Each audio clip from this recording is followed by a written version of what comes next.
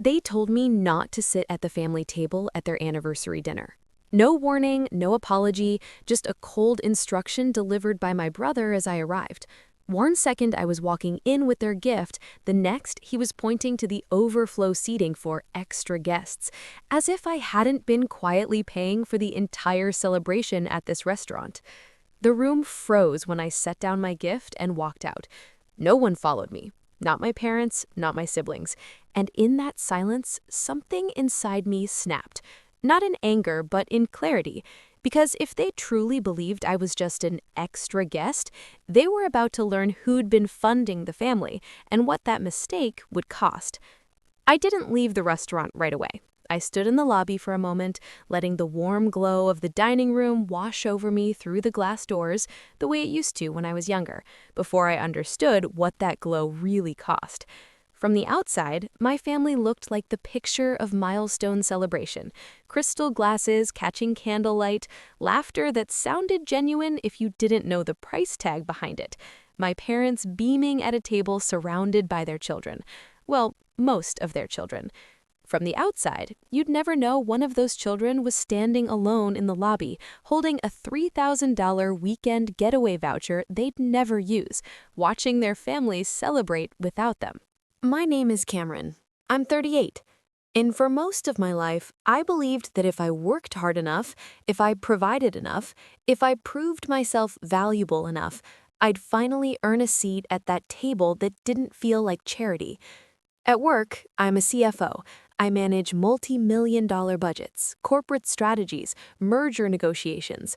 But at home, I'm the sibling who's too focused on work, the child who's too successful to need family, the relative who's both relied upon and somehow invisible.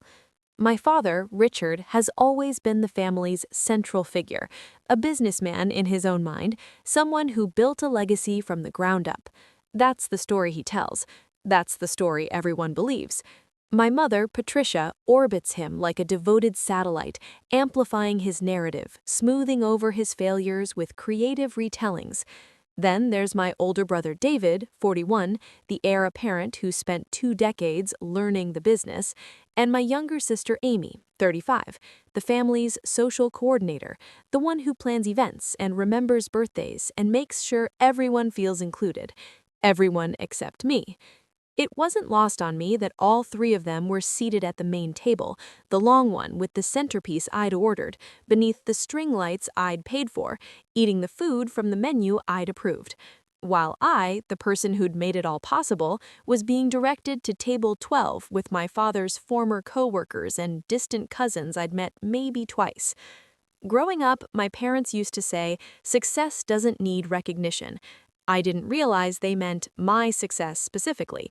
They celebrated David's every business decision, Amy's every party she planned, but my promotions, my achievements were met with polite nods and quick subject changes.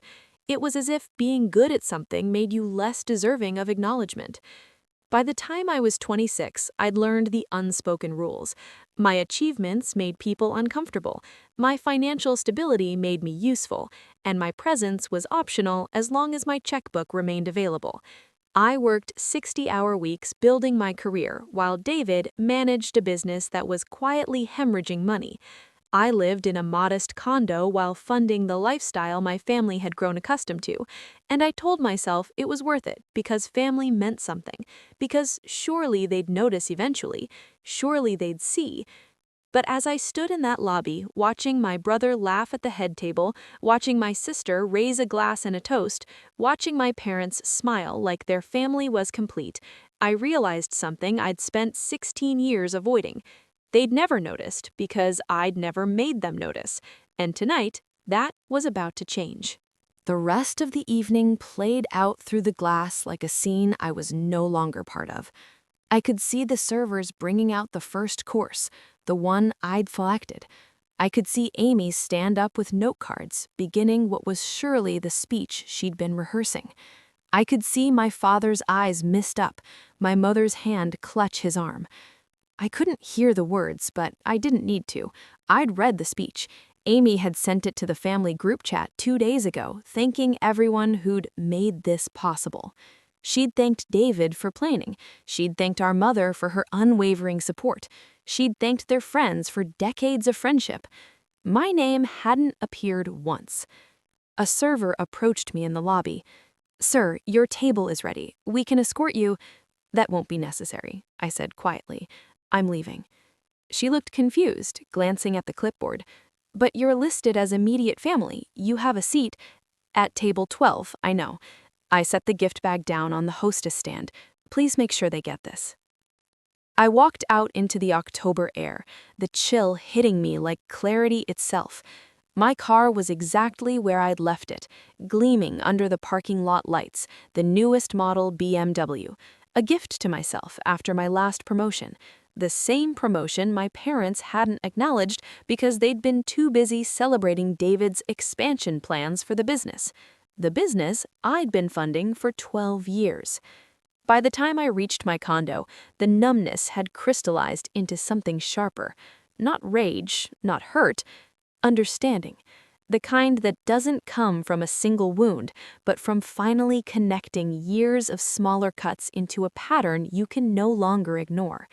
I didn't turn on the lights right away. I just stood in my living room, looking at the city lights stretched out below my 20th floor windows, and let myself acknowledge what I'd been avoiding. I'd bought my parents' love, rented it really, month by month, crisis by crisis, check by check, and the lease had finally run out. I walked to my home office, the room my father had once dismissed as too corporate, filled with the evidence of a life they'd never taken seriously. I opened my laptop, and the blue glow filled the space like cold truth. One by one, I opened the files I'd been maintaining for nearly a decade. Business loan documents with my name as cosigner, bank statements showing monthly transfers, corporate filings for my father's company, the one David supposedly ran, but that existed only because I'd guaranteed the credit lines. $340,000 in business loans. My signature on every single one. 10 years of monthly operating costs. $4,200 a month, $50,400 a year, over $504,000 total. Money I'd transferred directly to keep the business afloat. Salaries for David and Amy, both employed by the family business. $127,000 combined over the past 3 years alone, coming directly from the lines of credit I'd guaranteed. Tonight's anniversary dinner. $18,000 for the venue, catering, and decorations, charged to my personal card 3 weeks ago.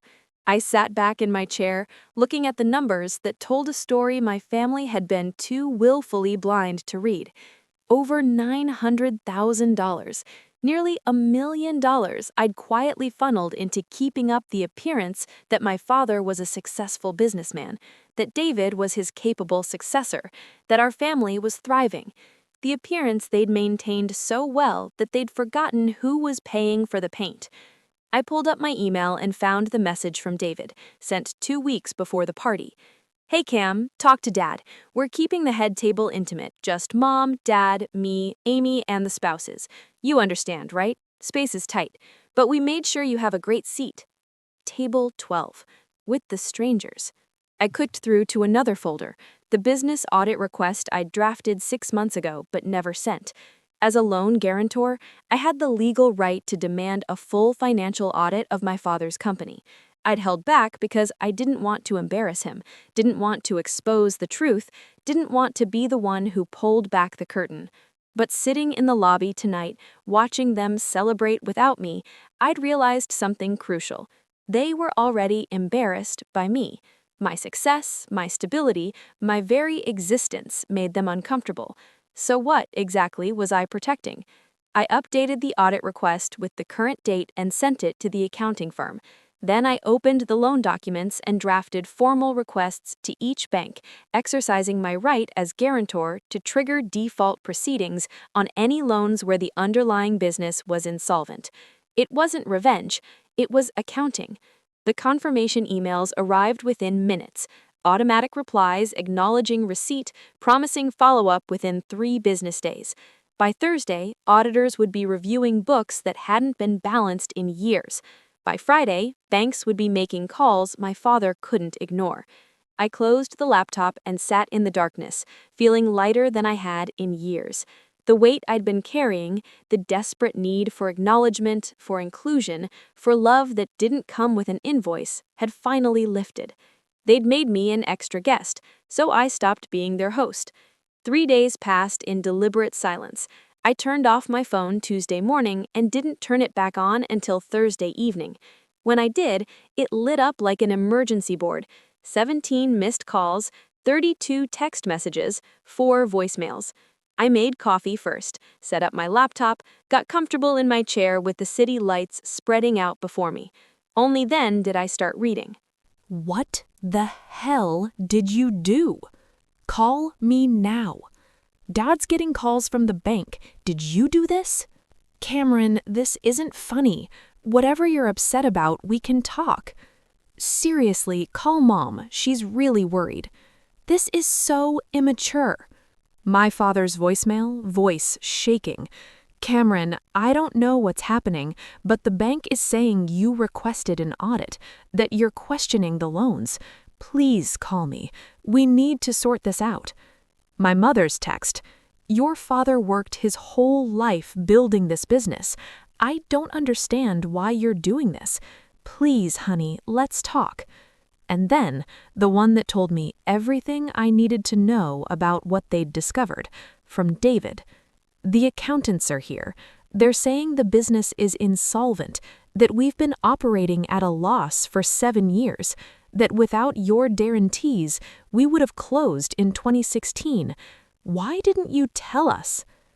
Why didn't I tell them? I read that line 3 times, each time feeling the same cold clarity.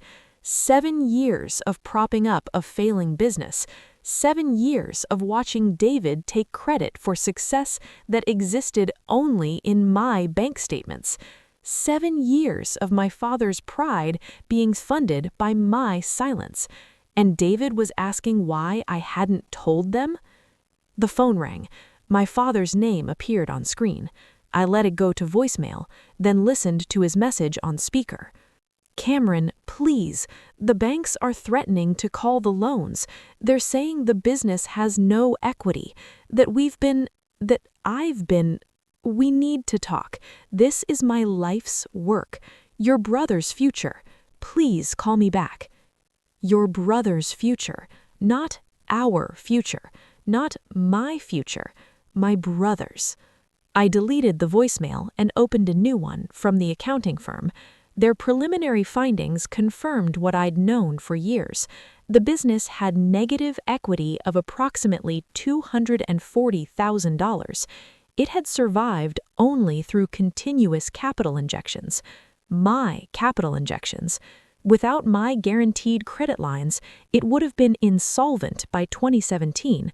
My father's life's work was a house of cards, and I'd been the foundation.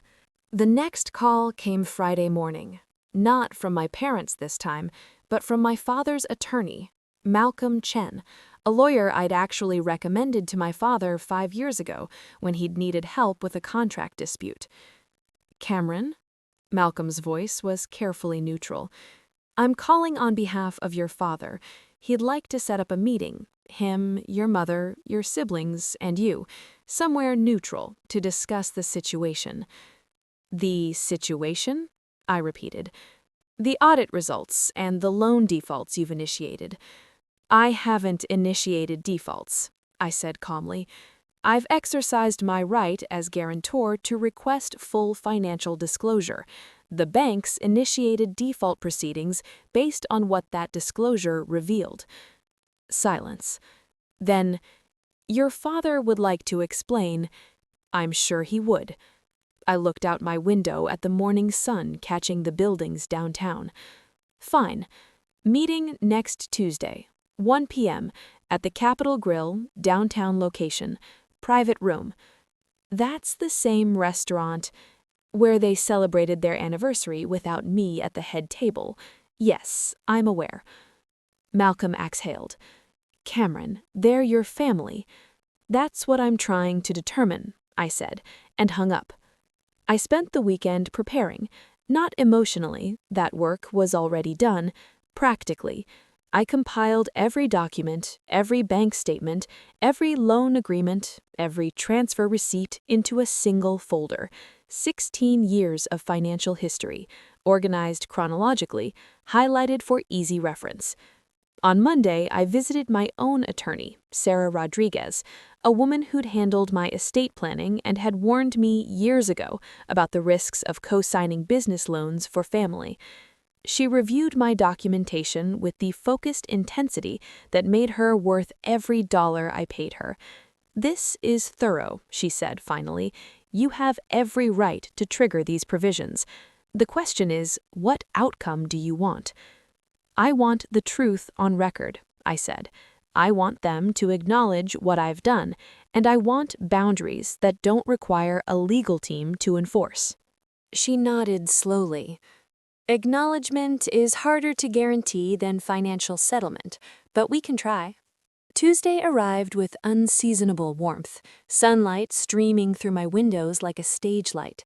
I dressed carefully, my best suit, the one I'd worn when I'd closed the largest deal of my career, the one I'd told my father about over dinner, only to have him change the subject to David's latest strategy for the business. I arrived at the Capitol Grill 15 minutes early and waited in the lobby. When my family arrived, they came as a unit, my parents first, aged in ways that seemed sudden, my father's shoulders less square than I remembered. Malcolm followed, face tight with barely controlled anger. Amy came last, eyes red-rimmed, looking between me and them like she couldn't decide which side to stand on. Malcolm Chen brought up the rear, carrying a leather folder that likely contained his own version of the documentation I'd prepared. The hostess led us to the same private room where they'd celebrated just over a week ago. The irony wasn't lost on anyone. Amy's eyes widened when she realized where we were. David's jaw clenched. My father just looked tired. We took seats at the long table, and this time no one suggested I sit somewhere else. I sat at one end, my attorney beside me, my family clustered at the other end, Malcolm between us like a mediator in a divorce proceeding. My mother spoke first, her voice softer than I'd ever heard it. "Cameron, honey, I think there's been a misunderstanding." "There hasn't," I said quietly. "Would you like to see the documentation?" Sarah opened the folder and slid the first page across the table. My father picked it up, squinting at the numbers, then set it down like it had burned him. "This says," he trailed off, "$340,000 in business loans with my name as primary or co-guarantor." I finished. "Want to see the monthly operating costs?" I slid another page. David grabbed it before my father could, his face going pale as he scanned the numbers. "You've been paying the operational costs?" David's voice cracked. "For how long?" 12 years, since 2011. Amy made a small sound. "That's when you got your first CFO position." "That's when Dad asked me for help keeping the business afloat during the recession," I corrected. "He said it was temporary, that David would turn things around." David flinched. I slid another page across. Combined salaries for David and Amy over the past 3 years, $127,000, paid from credit lines I guaranteed because the business had no revenue to cover payroll. My mother's hand covered her mouth. My father stared at the table. "And here," I said, sliding the final page, "is the invoice for your anniversary dinner, $18,000, charged to my personal card, for a celebration where I wasn't important enough to sit at the family table." The silence that followed was absolute. Even Malcolm looked uncomfortable. Finally, my father spoke, his voice barely above a whisper. "I didn't know it was that much." "You didn't ask. I thought the business was supporting itself. David said—" "David has been lying to you," I interrupted, not unkindly. "Or lying to himself, or both. The business has been insolvent for 7 years. Without my guarantees, it would have closed when I was 31. I'm 38 now. I've spent 7 years of my life propping up a fiction. David's face had gone from pale to red. I was trying to save it. I thought if we just had more time. More time wouldn't help, Sarah interjected, her voice professionally neutral. Your business model isn't viable. You're in a declining industry with overhead costs you can't sustain. My client's financial support wasn't investment capital, it was life support. Miriam was crying now, silent tears streaming down her face. Cameron, I didn't know. I swear I didn't know. You didn't ask, I said, gentler with her than I'd been with the others.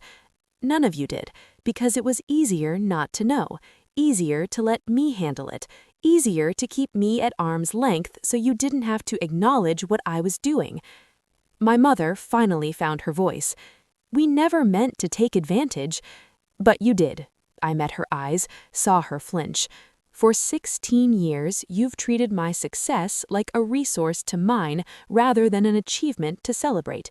You've made me feel like my value to this family is measured in what I can provide, not who I am. And last week, at the party I paid for, you literally put me at the overflow table. That was David's seating chart, my father said quickly. And you approved it. You sat there at the head table, you gave your speech about family, you thanked everyone who'd made this possible, and you never once wondered why I wasn't sitting next to you. The accusation hung in the air. No one denied it. I pulled out one more document, the one I'd been saving. This is the formal audit report from the accounting firm. Your business is insolvent. The banks are within their rights to call the loans immediately, which would force you into bankruptcy. My father's face crumbled. Cameron, please. I held up my hand. However, as the primary guarantor, I can restructure the loans under certain conditions. Hope flickered in his eyes. Anything, name it. First, the business closes, immediately. It's not salvageable, and I won't finance its slow death anymore. David started to protest, but Malcolm put a hand on his arm. Second, David and Amy find employment elsewhere, real employment, within 60 days. Amy nodded quickly. David looked mutinous but said nothing. Third, you sell the business assets, equipment, inventory, whatever has resale value, and put that money toward the outstanding debt. My father nodded slowly. Fourth, I continued, my voice hardening, you acknowledge, publicly, to the entire family exactly what I've done. Not a vague, Cameron helped out. The specific amounts, the specific years, the fact that your successful business existed only because I funded it. My mother opened her mouth to protest, but I kept going.